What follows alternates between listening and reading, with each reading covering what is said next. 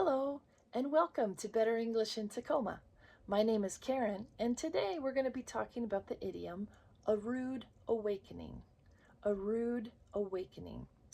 And the meaning of that is it's the shock of learning something unpleasant or unwelcome. It's usually you think something is going to go just fine, and then you're surprised that it doesn't go fine. So I give you a couple examples. If he thinks he can skip classes and still pass high school, he's in for a rude awakening.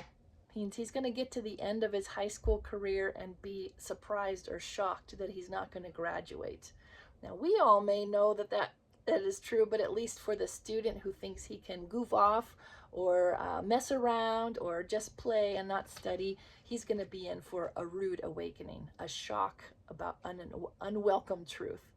A second example I give is anyone who tries to break into my neighbor's house will be in for a rude awakening because he's a policeman. So you don't want to break into a policeman's house. So a rude awakening, something that's shocking to learn the unwelcome truth. Now there's another idiom that's very similar to this, and that is another thing coming. Another thing coming. To have another thing coming. And that is that you're wrong and you should change your mind or your attitude or your belief about something. It's usually something that's said directly to you, or it can be said about someone too. I'll give you my sample sentences so you can kind of see how we use it. If you think I'm going to lend you money, you've got another thing coming. That means maybe I've lent you money in the past and you haven't paid it back. And so you've built a reputation that you're not a good person to lend money to.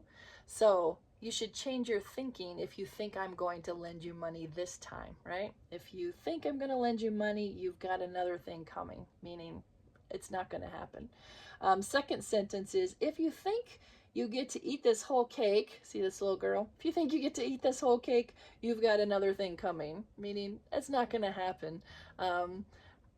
Yeah, just have the one piece of cake.